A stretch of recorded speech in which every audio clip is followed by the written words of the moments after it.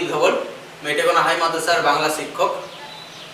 এই গুরুকুল এডুকেশনের পক্ষ থেকে এই দ্বিতীয় ক্লাস, সেটা হলো শব্দ গঠন। এর আগে আমরা পেয়েছিলাম শব্দের বিভিন্ন রকমের শ্রেণী বিভাগ। এরপর যেটা আসছি সেটা হচ্ছে শব্দ যে গঠন করলাম বা শব্দ গঠন যে করব কিভাবে করব। আমরা দেখেছিলাম যে বর্ণের কতগুলো বর্ণ পাশাপাশি সুশৃঙ্খলভাবে বসিয়ে অর্থপূর্ণ যে ভাব প্রকাশ যদি করা হয় সেটাকে শব্দ বলে।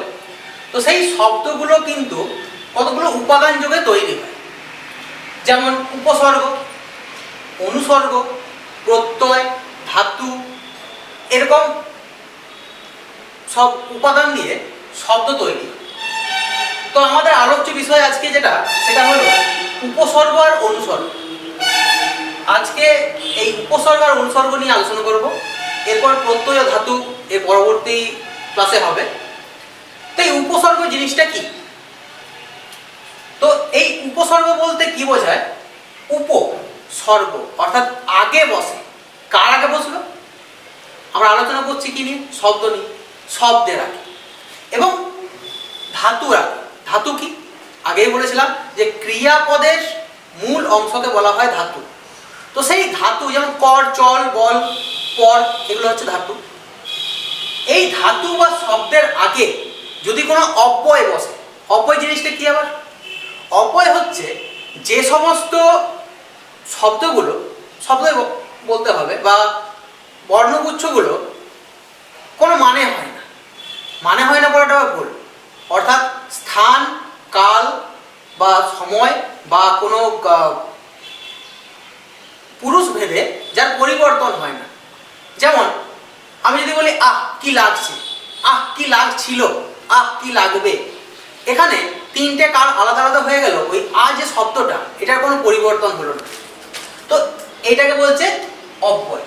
তো এই অব্যয় শব্দ বা ধাতুর পূর্বে যদি একসঙ্গে বসে ওই শব্দ বা ধাতুর অর্থের পরিবর্তন ঘটায়। অর্থাৎ কিরকম? ছিল কাল, কয়াকাল কাল। কাল মানে কি? সময়। তো এই সময়ের আগে অর্থাৎ কালের আগে আমি যোগ করে দিলাম সকাল। তো সকালটা নিশ্চয়ই দন্ত আলাদা করবো না, কাল আলাদা বসালাম, এরকম করবো না, একসঙ্গে বসালাম সকাল। তো সকাল মানে কি? দিনের প্রথম ভাগ। আবার আমি যদি যোগ করি বিকাল, মানে দিনের প্রায় শেষ অবস্থা, সন্ধ্যার আগের অবস্থা। তাহলে দেখো, কাল মানে সময়, কিন্তু স আর বি যোগ করে দিলে দুটো আলাদা আলাদা সময়কে বোঝাচ্ছে। তো এই স বি এগুলো হচ্ছে উপসর্গ। অর্থাৎ এই অব্যয়টা ওই শব্দের পূর্বে যোগ হয়ে কি করছে? শব্দের অর্থের পরিবর্তন ঘটিয়ে দিচ্ছে। ওটাই বলছি, যে সমস্ত অব্যয় শব্দ বা ধাতুর পূর্বে একসঙ্গে বসে ওই শব্দ বা ধাতুর অর্থের পরিবর্তন ঘটায় বা নতুন একটা অর্থযুক্ত শব্দ গঠন করে, তাকেই বলা হচ্ছে, মানে ওই সমস্ত অব্যয়গুলোকে বলা হচ্ছে উপসর্গ। তো এই উপসর্গগুলোকে মোটামুটি তিনটে ভাগে ভাগ করা যায়। একটা সংস্কৃত উপসর্গ, একটা বাংলা উপসর্গ, একটা বিদেশি উপসর্গ। তো সংস্কৃত উপসর্গ 20টি, সর্বজন বিদিত যেটা বলা আছে সেটা হচ্ছে 20টি। এই 20টি উপসর্গ কি কি হতে পারে? এখানে কিছু নমুনা দেওয়া হলো। পরা, অপ, সম, নি, অতি, অপি, উপ, পরি। স্যার এগুলো কি? এগুলো হচ্ছে উপসর্গ।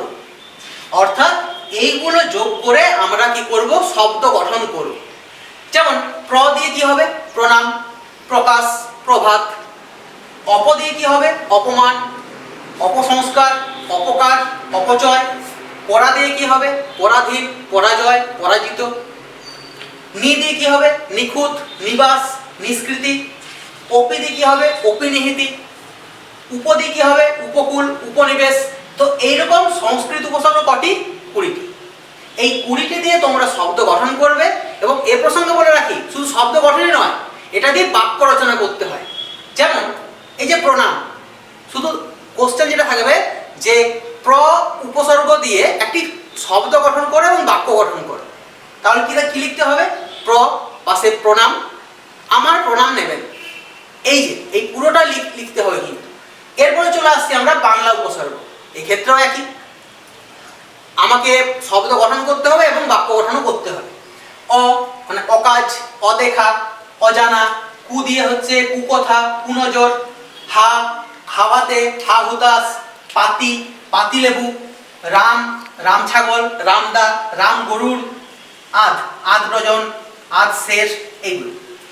এরপরে চলে আসছি বিদেশি উপসর্গ। ফি, ফি দিয়ে কি হবে? ফি বছর, ফি মানে হচ্ছে প্রত্যেক, ফি বছর মানে প্রত্যেক বছর। ফি সন, সন মানেও কিন্তু সাল, মানে প্রত্যেক সাল।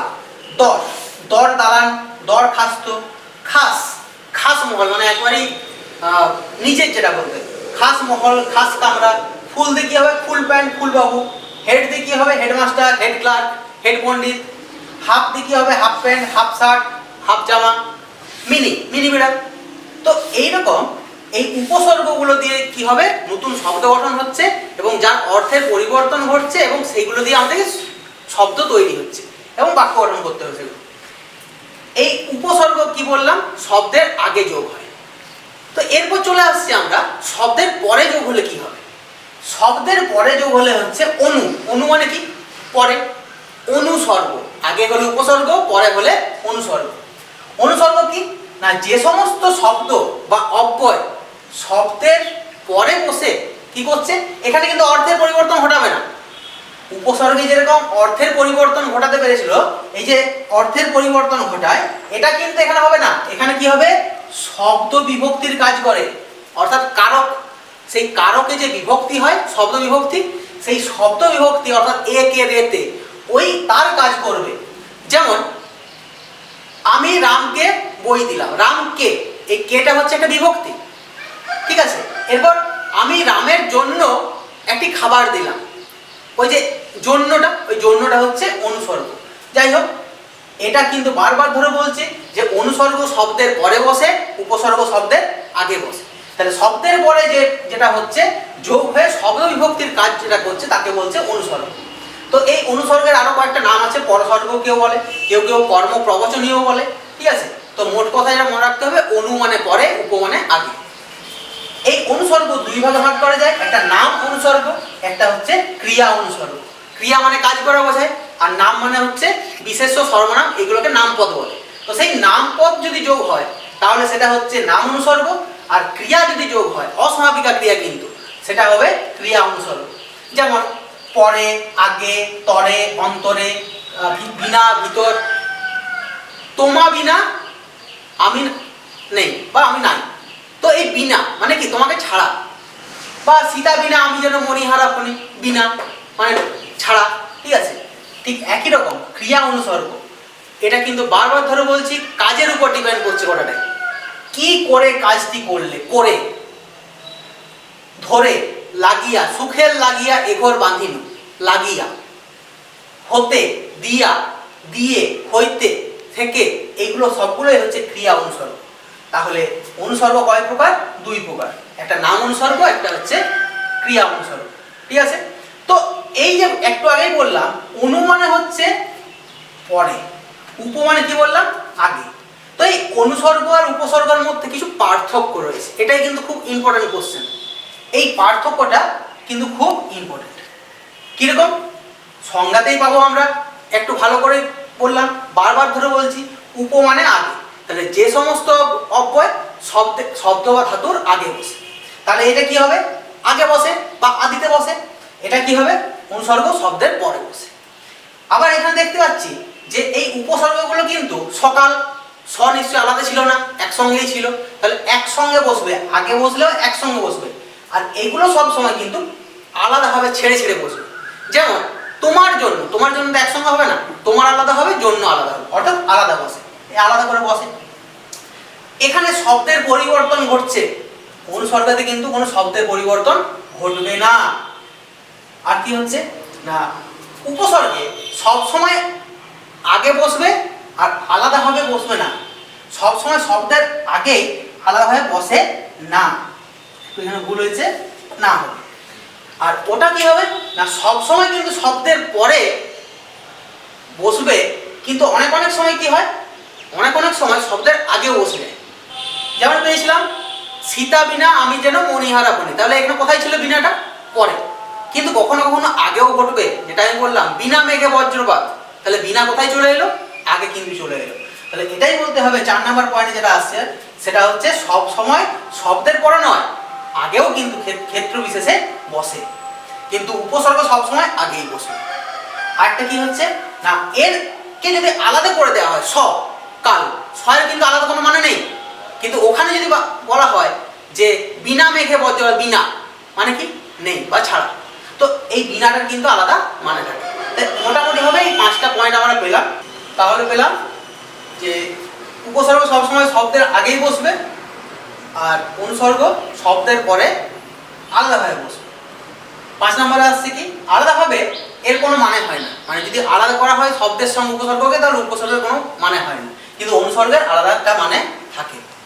এই উপসর্গ আর অনুসর্গের পার্থক্য তোমরা লিখতে গিয়ে বা এটা যখন তোমরা করবে তখন কিন্তু আরেকটা কোশ্চেন মাথায় রাখবে, সেটা হচ্ছে বিভক্তি এবং অনুসর্গের পার্থক্য। এটা এখানে নেই, কিন্তু তোমরা এই কোশ্চেনটা কিন্তু মাথায় রাখবে, বিভক্তি আর অনুসর্গের পার্থক্য, এটাও কিন্তু একটা কোশ্চেন আসে। ঠিক আছে, তাহলে এখানে আমরা যেটা আলোচনা করলাম আজকে সেটা হচ্ছে উপসর্গ আর অনুসর্গের, অনুসর্গ কাকে বলে, সংজ্ঞা বা শ্রেণীবিভাগ, এবং উপসর্গ অনুসর্গের পার্থক্য, এবং এটা শব্দ গঠনে কি হবে এগুলো কি হয় ভূমিকা নেয়। এরপরে যেটা পাবো পরবর্তীকালে সেটা হচ্ছে প্রত্যয় এবং ধাতু। তো এর পরবর্তী ক্লাসে আমরা প্রত্যয় এবং ধাতু সম্পর্কে আলোচনা করব। Thank you.